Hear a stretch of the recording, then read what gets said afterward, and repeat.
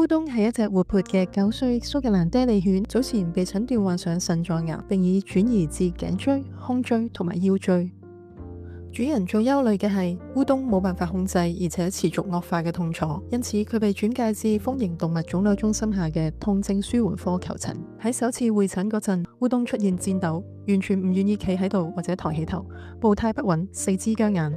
觸診嘅時候，腹部緊繃，仲伴隨住明顯嘅痛楚。經過評估之後，確認痛楚已經嚴重影響佢嘅生活質素。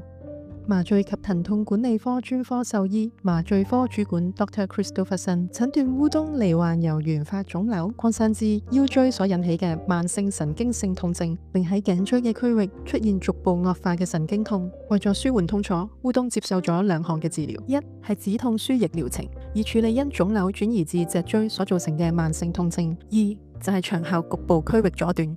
立即舒緩導致顫抖、僵硬同埋唔願意移動嘅腰背痛。胸腰椎區域係腰椎相關痛症嘅主要來源，因此 Dr. Christopher 喺烏冬嘅胸腰椎區域進行咗豎脊肌平面阻斷術。呢個係一項先進嘅超聲波引導區域麻醉技術，透過超聲波辨識靠近脊椎嘅特定骨性標記，並以水解分離確認筋膜平面，再注射局部麻醉藥物。麻醉藥沿住筋膜擴散，阻斷因腎臟癌引起嘅痛覺神經。